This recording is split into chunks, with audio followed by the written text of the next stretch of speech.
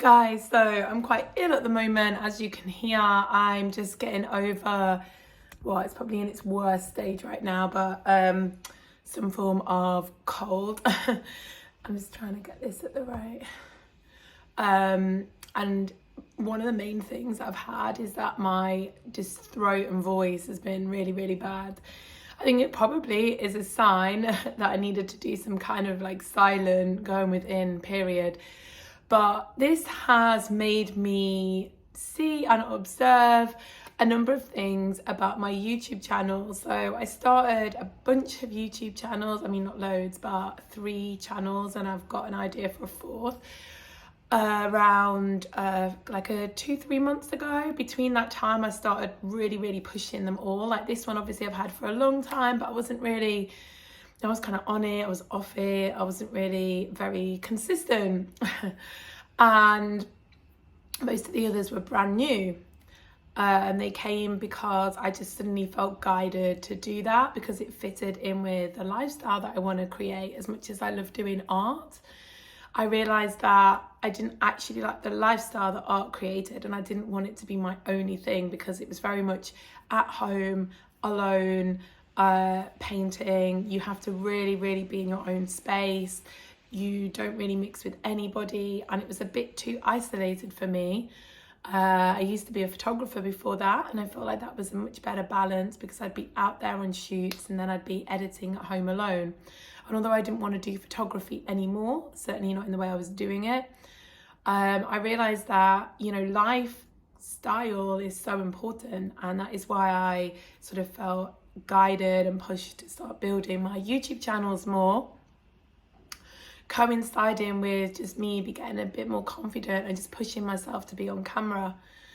But anyway, it's a little bit off topic, but something that I noticed on my channels, because I was posting every single day, or mostly I was posting every single day on these channels, and they were growing, and I noticed that every month the amount that I was earning was doubling, and the views and everything was doubling.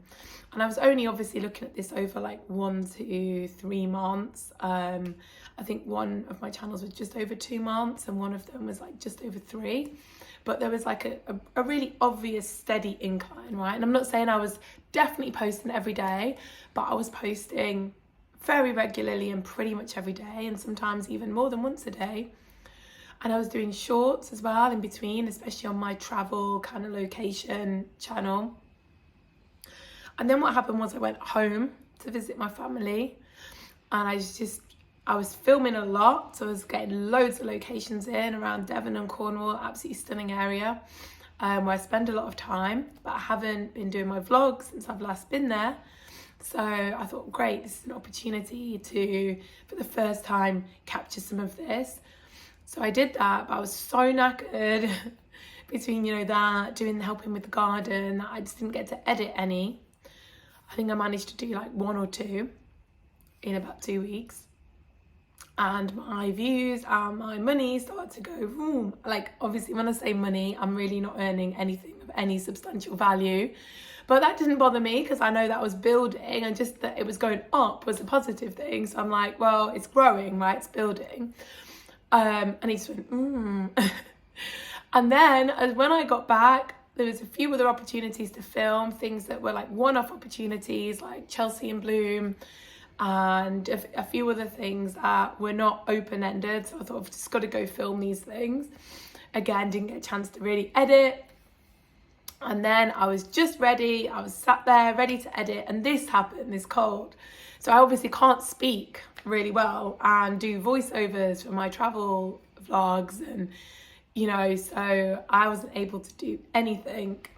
And it made me realise that, you know, consistency is absolutely everything, because again, and I'm now, for my last 28 days, on half of what I was last month, despite having more videos, right?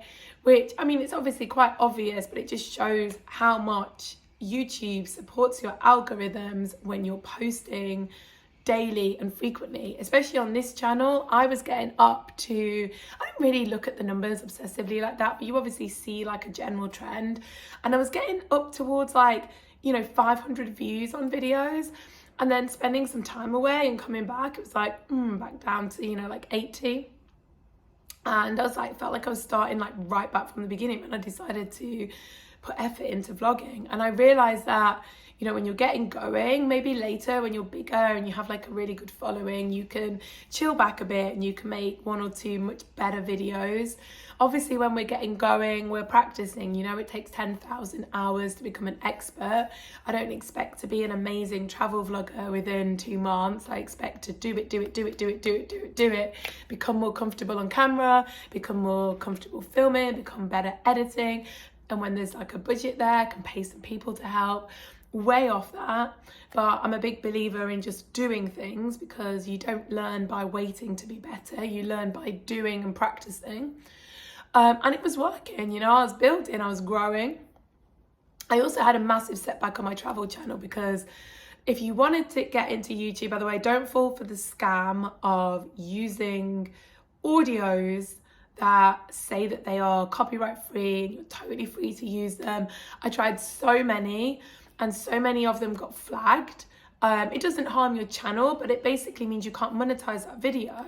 And there was a few that I'd gotten that were getting like over 1,000, and then suddenly I had to delist them because they would suddenly, because you don't get told straight away.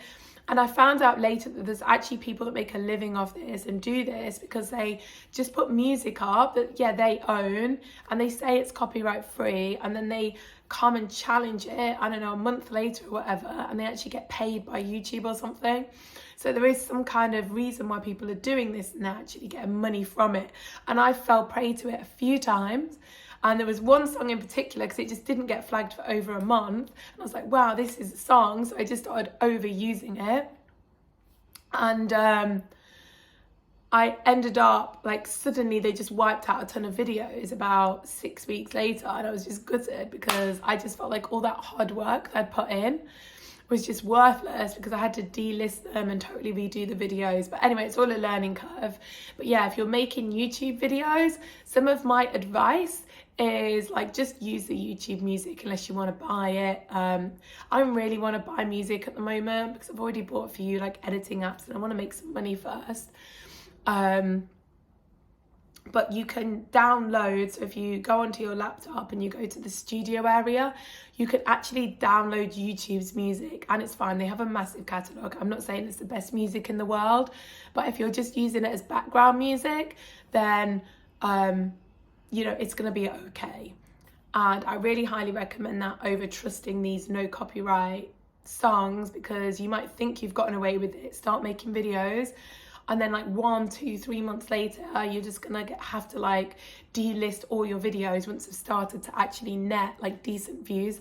And this happened to 3 of my videos, and I'm kind of glad at least that it happened when I'm quite new and it's not as big a deal to upload. At least I only had 1,000 views. It didn't have 20,000 views or a freaking million views. But that's like a tip for you with music from my experience. But yeah, just consistency, and it's the same with everything in life really, you know, consistency breeds results. It's like, yeah, we can manifest and we can put energy out there, but we have to work with the universe, we have to do. And consistency is like, you know, Abraham Hicks really, in the train that's building momentum. We just build in momentum.